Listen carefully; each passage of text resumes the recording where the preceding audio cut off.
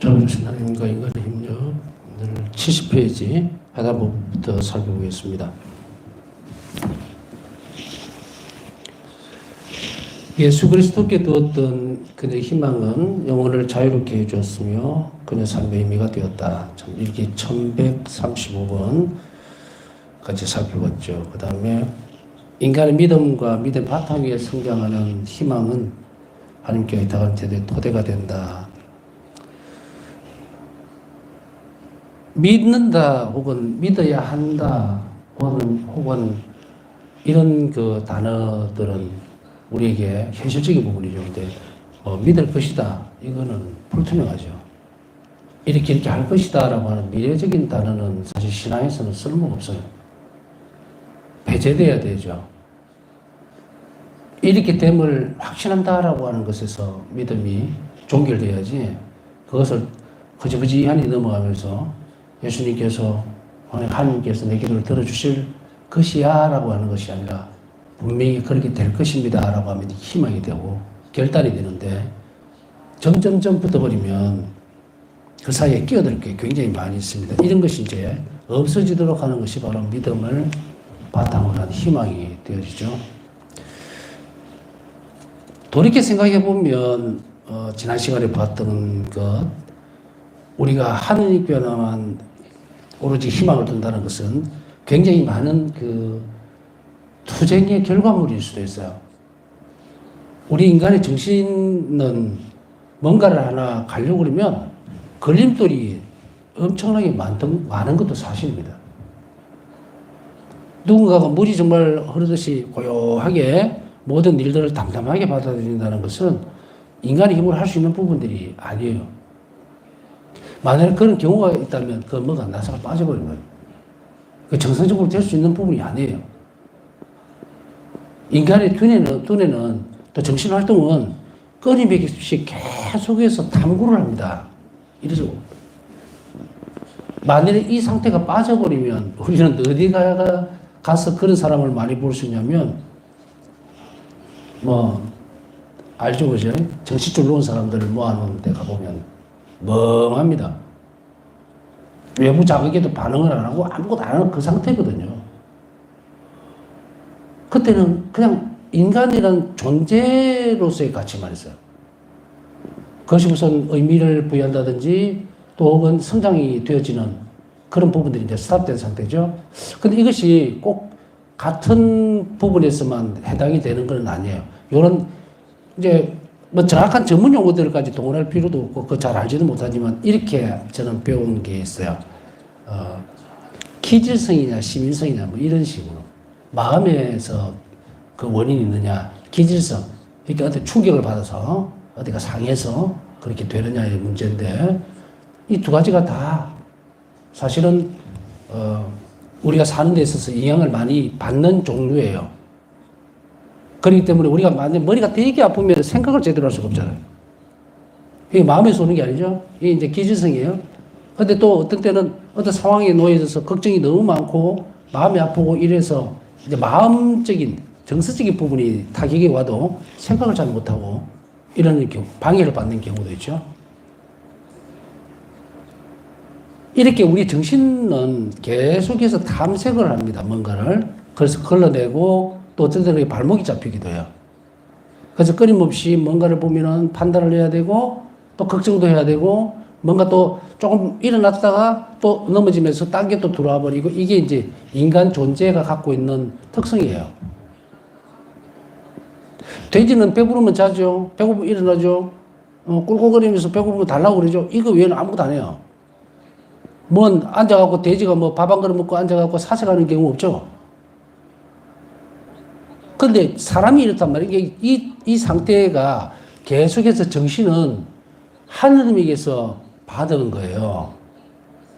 하나님 모상을 닮았다는 것은 이 정신 영역이 전부 다 포함되죠. 그래서 이 부분들은 인간의 육체적인 한계에 머물러 있는 것이 아니고 어떤 충돌이 없는 한은 밖으로 계속 나가려고 한다고요. 여기에서 무슨 말을 이제 가져와야 될 것인가? 희망을 둔다는 것. 우리 정신 상태가 세계가 그 막 특성을 밖으로 계속 나간다 그랬잖아요. 뭔가 탐구하고 막 나가려고 하고 이것이 내 안에서만 주체적으로 움직여버리면 문제가 무지하게 많이 부딪히게 돼요. 악과도 부딪힐 것이고 유혹과도 부딪히게 되고 이러면 좌절하고 무너져 버리죠. 그럼 그 사람한테 평화가 없어요. 금방 기분 좋았다가 금방 또 걱정이 생겼다가 또 뭐 조금만 하면 또 막 신경이 예민해져서 또 하다가 이렇게 살면 나중에는 그 영혼이 지쳐버려가지고 어떤 상태에 이러냐면 왜 살지? 내가 이래 살아면 뭐하지? 물론 되돌아보면 우리의 시간들을 뒤로 이렇게 돌려보면요. 꼭 나쁜 시간들만 있었던 것은 아니다. 그래도 때때로 좋은 시간들도 있었을 거다. 어떤 많은 사람들이 자기가 평생 살아가면서 너무도 행복한 적이 없고 불행하다고 했던 그 사람이 있다 하더라도 그 사람이 그렇게 느끼는 것은 거짓말이에요. 왜 거짓말일까요? 한 번도 나는 그런 적이 없어요라는 것 자체가 거짓말이라는 거예요.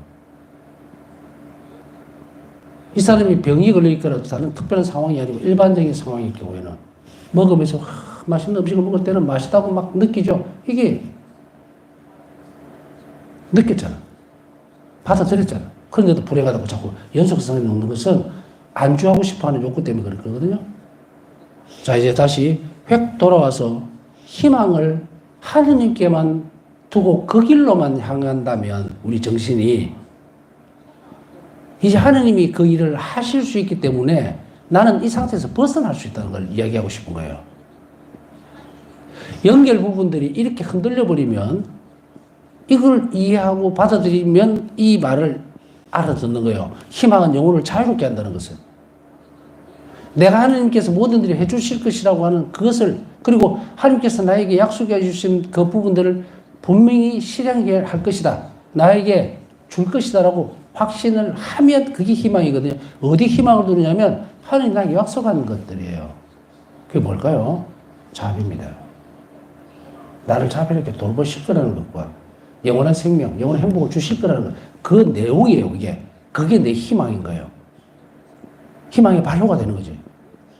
그리고 나중에 이제 그것을 다 받아들이게 되면 그것을 주신 분을 사랑할 수밖에 없게 됩니다, 이 단계가. 우리는 어떤 사람에게 은혜를 입으면 너무도 고맙게 생각하잖아요. 이번 은혜에만 집중을 하는 게 아니고 그것을 주게 되는 그 사람에게서 나온 것을 봅니다. 이게 사람이에요.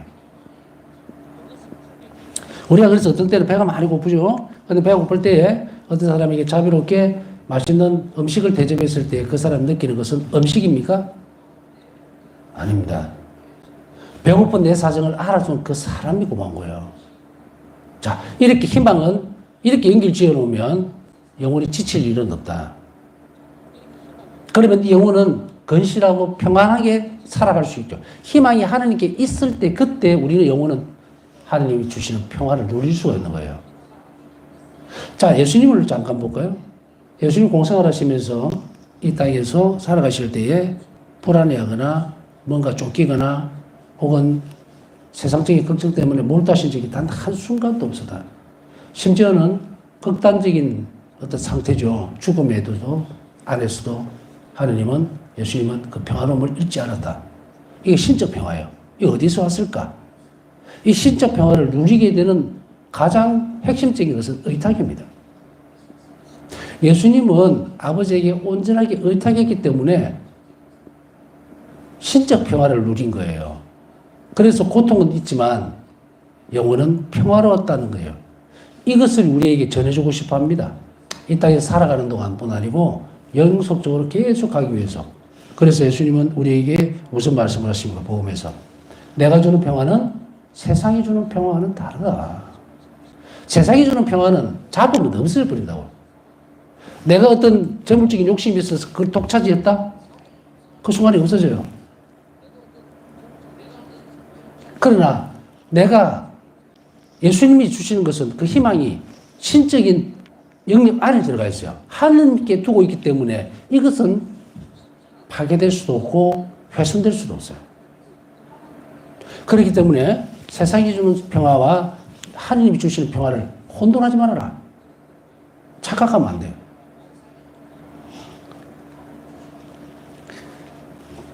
뭐 평화라는 말을 굳이 뭐 여기서 안으로 안 가져와도 되겠죠. 그죠? 어떤 사람이 삼시세끼 걱정도 없고, 자식 걱정도 없고, 그 다음에 무슨 뭐 자기가 하고 싶은 것을 적당하게 그렇게 누리면서 산다고 해서 그 사람이 평화로운 줄 압니까? 그거하고 별개 문제예요. 우리 영혼은, 인간은 끊임없이 이런 평화를 원하는 게 아니에요. 어떤 행복의 정점에 이르렀을 때 사람은 이대로 계속 누리기를 바라죠. 그것이 인간이 추구하는 것이라면 그것은 하느님만이 주실 수 있다. 자, 이것을 이제 이렇게 일기에서 드러내고 있습니다. 하느님의 자비 안에서 하나님 알아가고 그 길에서 자신의 불완전함을 발견하고 더 많이 아파하는 사람일수록 그분께 이르려는 바람은 더 강해진다. 자, 여기서 단초가 하나 있어요. 하느님의 자비 안에서 하느님을 알아가고 그 다음에 훌쩍 건너뛰어서 그분께 이르려는 바람은 더 강해진다. 그러면 우리가 하나님께 가려고 하는 바람이 아예 없다든지 아니면 조금밖에 약하다든지 이건 신앙적인 영역하고도 아주 물려 있거든요. 신앙생활에 열정이 없다든지 내가 신앙적인 부분들, 그러니까 성당에 내가 왜 가는지, 레저 활동을 왜 하는지, 무슨 봉사활동을 하자 그러니까 하긴 하는데 내가 왜 하는지를 모른다면 그 사람에게 이게 빠져 있는 거예요. 하느님께로 가려고 하는 바람이 없다. 희망이 없다는 얘기예요. 그러면 이런 상태에 놓이는 사람에게 무엇을 불어넣어줘야 되느냐면 자비 안에서 하느님을 알아가는 이것을 가르쳐 줘야 돼요. 그래서 저는 사람들에게 그 얘기를 가장 먼저 해줍니다. 자, 어떤 사람이 면담을 하러 왔어요. 혹은 무슨 대화 중에 저는 희망도 없고 바람도 없고 뭐 이것도 저것도 아무것도 없는 것 같아요 라고 하면 그 사람에게 저는 딱 실칙을 하나만 줍니다. 오늘부터 자비로운 일이 뭔지 그걸 하십시오. 그것만 하세요. 그것만. 딴 거 하지 말고. 무슨 기도를 할까요? 뭘까 하지 말고 그냥 하라고. 그러나 그 자비가 어떻게 실행해야 되느냐면 하나님께 대한 사랑 때문에 그 일을 한다고 분명히 의식적으로 알고 그리고 내가 하는 일에 예수님과 나하고 같이 한다는 의식을 계속 가지고서 연습하라.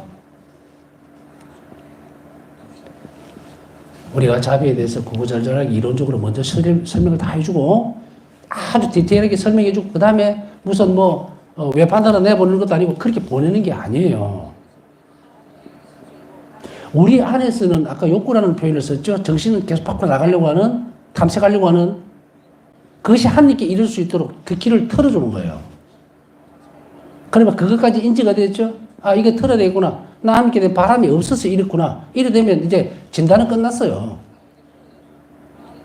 그래서 신앙인들에게 있어서 한 가지 이런 부분들을 짚어보면 예수님 안 만나고 싶어요? 혹은 같이 안 살고 싶습니까? 라고 하면 막연하게라도 나는 그러고 싶어요. 다 대답해요.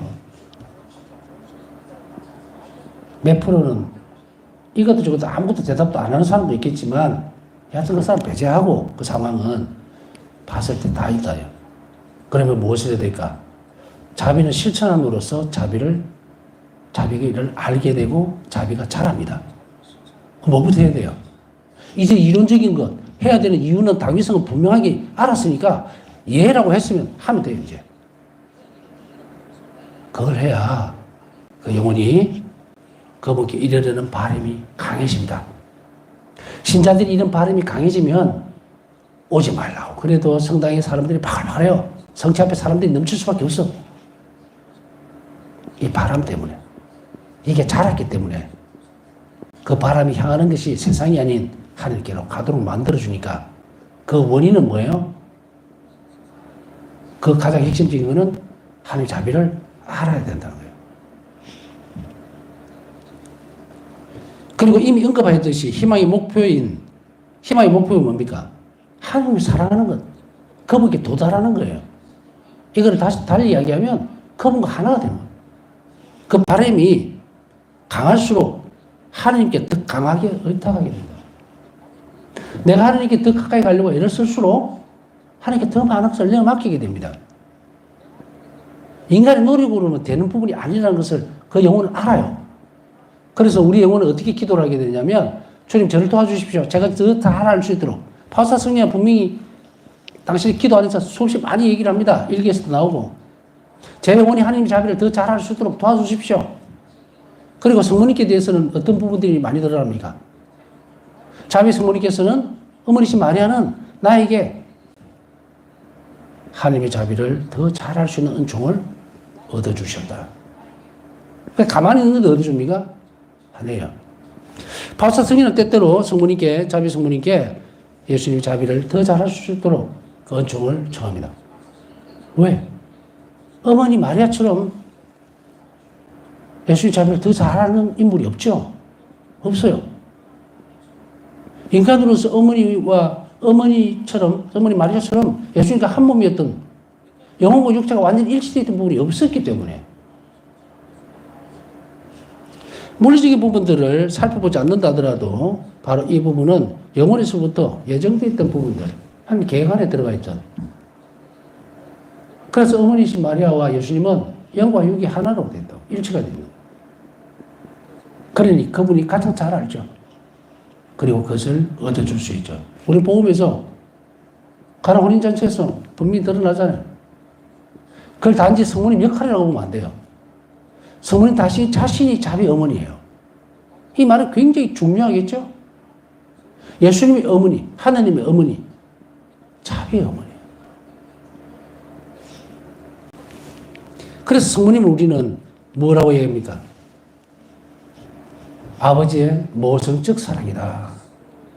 그 모성적 사랑이 성모님께서 드러났고 부성적 사랑은 예수님 통해서 드러난 거예요. 요한 바리스 교황님은 분명히 이 부분들을 확실하게 드러냅니다. 성모님은 단지 어떤 역할적인 부분이 아니라 삼위일체이신 하나님, 특히 성부의 모성적 사랑과 부성적 사랑 중에 모성적 사랑을 마리아를 통해서 드러냈다. 그건 자비의 어머니예요. 그러니 우리가 누구에게서 자비를 배워야 합니까? 어머니이신 마리아에게, 자비의 어머니에게 배워야 되죠. 자, 이것을 이렇게 몇 가지를 분류를 해놨어요. 이걸 다 가져와야 돼요, 다. 내 마음에 드는 거 많아 해서, 그럼 오늘 성모님께 이런 기도만 앞으로 계속 바치면 되겠다. 아니고, 전부 다. 굴곡없이 평평하게 놓고, 전부 다 기회가 닿는 대로 이걸 전부 다 써야 돼요. 그 연습을 해야 돼요. 자, 어떻게 보면 여기까지 보고 하루의 삶을 이렇게 놓고 보면요, 바빠요. 정신도 바쁘고, 마음도 바쁘고, 기도도 해야 되고, 또 나에게 주어져 있는 삶을 판단하는 기준이 자비로울 것인가에 대한 거니까, 이제 어떻게 하면 더 자비로울 것인가에 대해서 내 삶이 녹아 들어가야 되겠죠. 이 삶을 빨리 실천하고 더 깊이 들어가는 사람일수록 어떻게 합니까? 예수님께 더 가까이 갈 수가 있다. 그러나 추진체는 자비를 실천하는 데 있어서 가장 강력한 추진체는 예수님과 일치하면서 그 일을 하는 거예요. 성체서설 오시는. 이것을 놓치고 자비로운 일을 하게 되면 덜 여물어요. 네. 이거를 쉽게 얘기하면 효과적인 측면으로 보면 약해진다는 거예요.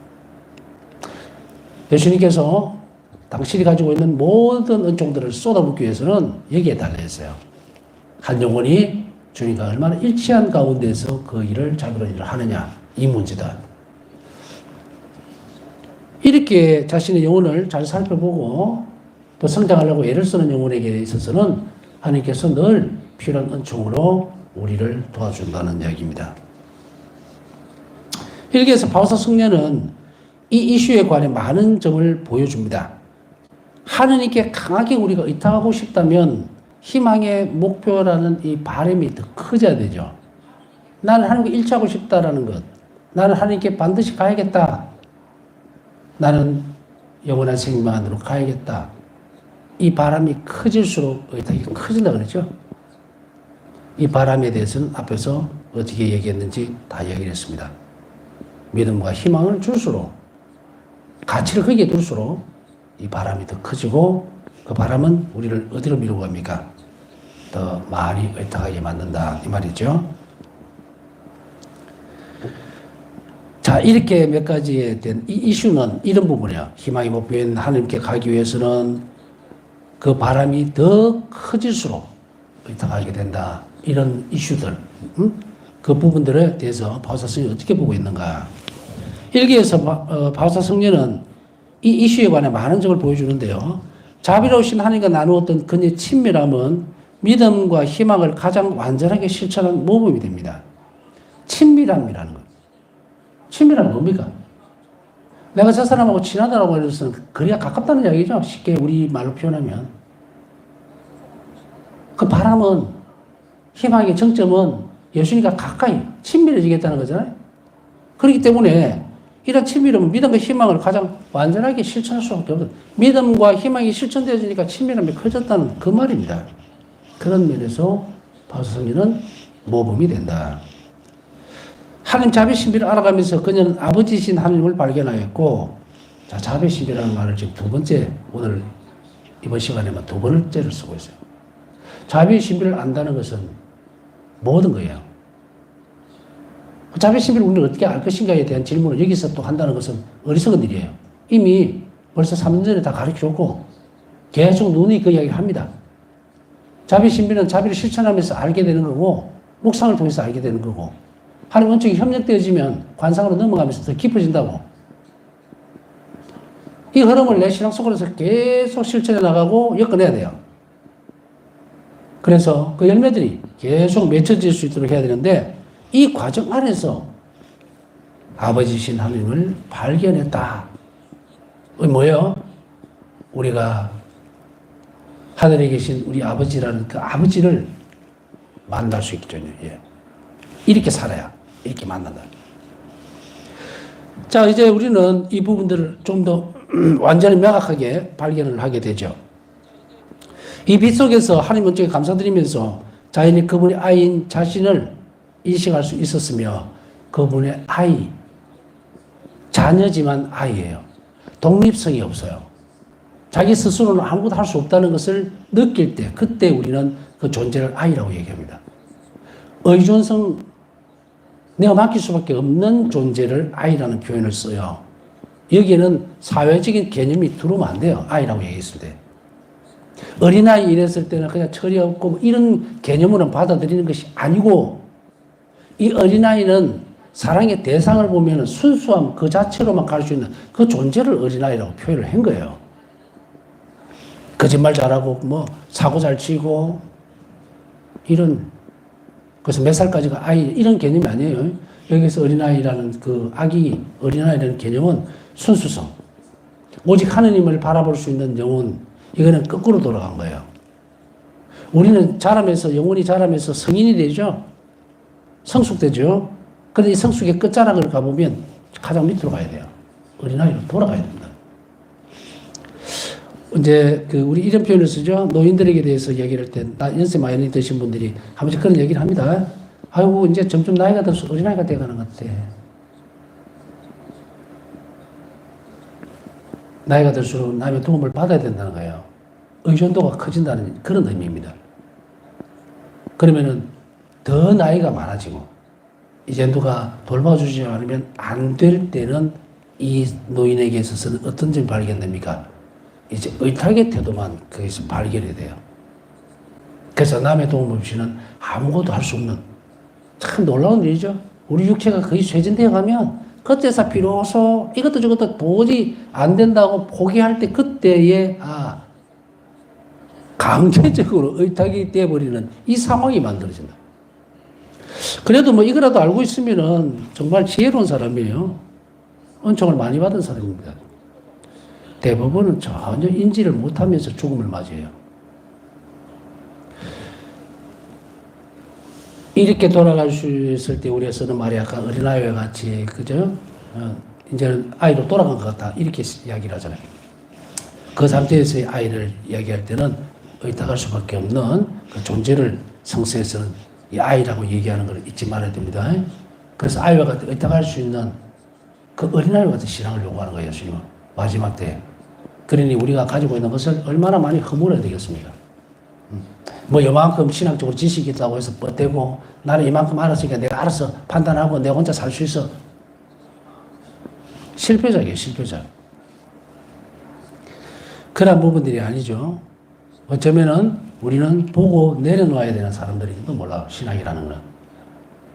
그렇게 해서야만 다음으로 넘어갈 수가 있어요. 그렇지 못하고 그걸 붙들고 앉아버리면 안주해버린다. 지식이 신앙을 성장시키지 못하는 상황이 벌어져 버립니다. 자, 아버지신 하나님을 발견하였다. 이제 어디까지 가야 되는지 아시죠? 이제 우리가 예수님을 이국 땅에서 만난다는 것만으로 모든 것이 집약되어지면 너무 좁은 의미예요. 그래서 예수님은 우리에게 어떤 말씀을 하고 계시는가? 내 영혼이 자비로워지고 하나님께 의탁한다는 것은 아버지께 대한 의탁, 삼위일체신 하나님께 대한 의탁. 그렇게 되어줄수록 예수님은 내 안에 사시는 것이 아니고 성령과 아버지는 내 안에 함께 사신다. 우리가 같이 가서 살게 되거든. 내 영혼 안에 그렇게 사시는 거예요. 그러니 그 영혼이 아버지를 발견할 수밖에 없다. 이 말이에요. 이 비 속에서 은총에 감사드리면서 그분의 아이인 자신을 인식할 수 있었고, 이 기뻐질수록 점점 더 하느님을 소유하기를 바랬다. 여기에서 이제 소유라는 말을 지난번 시간에 말씀드렸죠. 그냥 내가 가진다 그런 의미가 아니고 우리가 인간이 어떻게 하면 가집니까? 이 소유라는 것은 내가 하느님으로 바뀌어버린다 이 말이에요. 그래서 하느님이 여기서 소유 개념은 말 그대로 내가 무슨 권리를 가지고 이렇게 가지게 되는 그런 게 아니고 소유라는 말 자체는 하느님께서 내 영혼에 오셔서 나를 독차지한다 이 말이에요. 나를 전부 다 가지신다. 이 말을 풀어놓으면 내가 예수님이 되어버린다. 이것을 바울사 성경은 당신 자신을 작은 성체라고 얘기하는 거예요. 이제 온전히 하느님을 소유하게 되었습니다. 이 말은 보잘것없는 인간이 하느님의 영역 안으로 신적 생명 안으로 완전히 들어갔다라는 의미에서 이 말을 한 거예요. 그래서 이것은 결국은 내가 하나님을 소유한다는 말은 뒤집어 놓으면 하나님께서 나를 소유하신다는 것으로 인식을 하면 되는데 우리가 하나님의 소유가 아니었던 적이 언제였느냐는 거예요. 그 생각 해보신 적 있습니까? 나는 하나님의 소유인가? 당연한 이야기예요. 우리 하나님 소유물이에요. 하나님께서 창조하셨으니까 나는 하나님 소유물이라. 그러함에도 불구하고 그 소유물인 인간에게 주님께서 당신 자신을 줘버리는 거예요. 그렇게 함으로 해서 이제 위치가 바뀌어버립니다. 그렇게 해서 영혼은 하나님 안으로 녹아 들어가는 거예요. 하나님이 당신 자신을 우리에게 주시지 않으면 하나님은 나와 멀어지는 추종관계가 되어서 추종관계가 되다. 그렇기 때문에 인간이 하느님의 생명을 소유함으로 인해서 내가 신적 생명으로 바뀌어버린다는 거예요. 이게 성체성사심이에요. 이것을 잘 알아들어야 됩니다. 소유라는 것을 사회적 개념으로 알아들으면 큰일 나요. 주님께서 나에게 오셔서 내 안으로 오셨기 때문에 내가 소유한다는 개념이에요. 그 말일 뿐 내 안에 오신 예수님은 나를 차지하셔야 됩니다. 하느님을 더 잘 알게 될수록 그냥 그분을 더 애타게 그리워했으며 그분께 더 강하게 의탁했다. 제가 여기에 대한 몇 가지 질문들을 이미 드렸습니다. 왜 그분을 그리워하고 그리고 그분을 더 사랑한다고 얘기할 수 있을 때까지 거짓되지 않고 진실되려면 잘 알게 되는 노력을 해야 되고 그리고 그리워하는 것이 있는지 그리워할 때까지 간다면 그 다음에 더 강하게 의탁하고 더 강하게 이웃에게 자비로울 것. 이래 되면 영혼이 진실되게 하나님께 저는 당신을 사랑합니다 라고 얘기할 수 있다. 그 위에는 전부 거짓이다. 감정적인 표현이에요. 그냥 휙 불어버리면 지나가 버리는. 내용도 몰라요. 응? 그러니까 길 지나가다가 마음에 드는 사람 보고 아무나 보고 나 이거 사랑합니다. 그거가 똑같아요. 사랑은 신적 생명을 지녀야 되는데 그것 없이 이런 모든 일들이 이루어지지 않도록 이제 결별 이렇게 떨어져 있습니다. 그것을 나무라는 게 아니고 떨어져 있는 것이 진실될 수 있도록 엮으라는 이야기예요. 그래서 여러분들이 참으로 짧은 순간이라도 나는 정말 예수님을 사랑했구나. 만약 과거의 어떤 일들이라면 혹은 나는 정말 예수님을 사랑하네 라고 그 영혼이 짧게라도 느끼는 순간에 영혼을 점프를 해버립니다. 점프를 해요. 예수님과의 친밀감이 중간에 확 돌아버립니다. 인간에게 있어서는 서로를 알아가는 시간도 많고 자생적입니다. 자신의 감정이라든지 가지고 있는 환경에 이걸 가지고 총동원을 해서 사랑을 키워나가지만 하나님께 대한 사랑은 부어져 버리면 끝이에요. 이걸 잘 이해해야 돼요. 잘 구별지어야 된다. 그래서 경건하게 생활하거나 신앙생활을 열심히 그게 모두가 될 수 없다. 그건 아무 가치가 없어요. 어떻게 보면. 하나님이 인정해 주지 않는다면 아무 가치가 없다고. 내가 뿌듯해하고 난 이만큼 기도했고 나는 그래도 건실하게 뭐 남들보다 더 열심히 살았네. 이 바리새파 태도 외에는 아무것도 아니에요. 참으로 우리에게 있어서는 보잘것없는 이걸 두고서도 하느님이 나를 어여삐 여기고 자비롭게 돌본다는 사실에 대해서 그 영혼이 인지하면 사귐이 시작된다. 그거 모르면 가장 겸손이 아닌 정말 교만한 삶을 그 신앙생활을 끝내버릴 수 있으니 조심해야 되죠. 자, 이제 우리는 영혼과 육신으로 온몸을 모든 걸 다해서 하느님을 사랑할 수 있도록 열려져 있어야 되고 또 그럴 수가 있습니다. 방법적인 것들이 많이 없었기 때문에 이런 부분들을 차근차근 연습하면서 실행해 나간다면 하나님은 좋은 우리를 이쪽으로 이끌어간다. 자, 바오사 성의 의탁과 신뢰는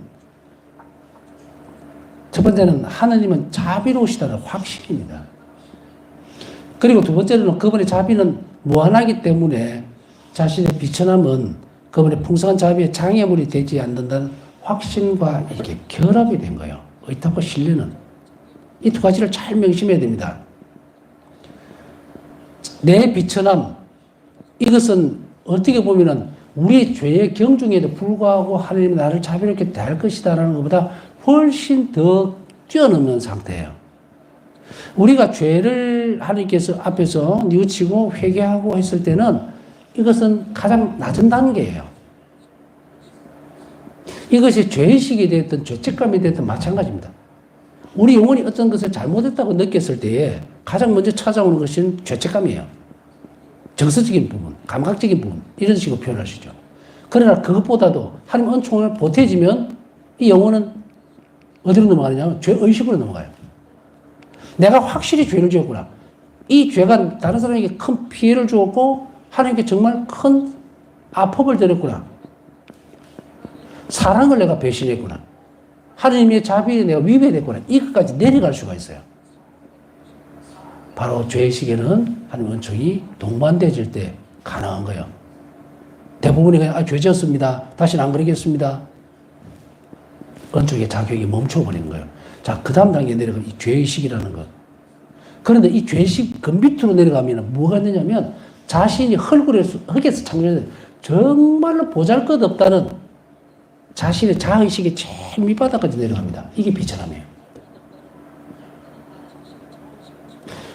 하느님 없이는 아무것도 아니었구나 내가.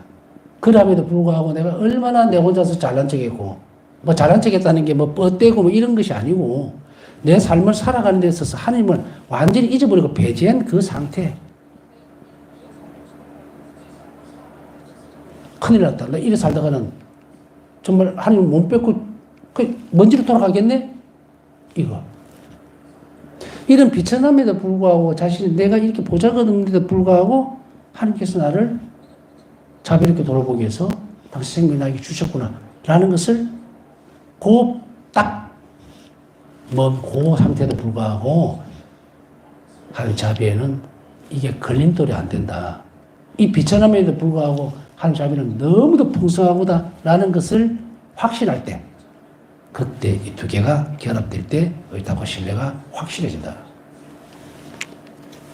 자, 몇 가지 여러분들이 묵상해야 될 것들을 던져줬습니다. 풍성한 자비에 장애물이 전혀 되지 않습니다. 이것을 야천 단계에서는 어떤 죄를 지은 영혼이라더라도 하나님 자비에 견질 수는 없다라고 하는 거예요. 그게 1단계라면 그 다음 단계는 비천함에도 불구하고 이렇게 보잘것없는데도 불구하고 하나님은 나를 자비롭게 대하신다. 내 자신의 연약함이 하나님 자비를 입는 데 방해가 되지 않는다는 것을 확신할 때 그때 의탁할 수 있어요. 그리고 하나님께 신뢰를 줄 수 있는 것은 드릴 수 있는 것은 자비롭다는 확신. 이것을 병행해서 잘 키워나가야 합니다. 남은 시간 묵상하면서 오늘 하나님 자비를 청하신 분들이 많습니다. 하나님 자비를 가운데 기도가 이루어질 수 있도록 함께 기억해 주시기 바랍니다.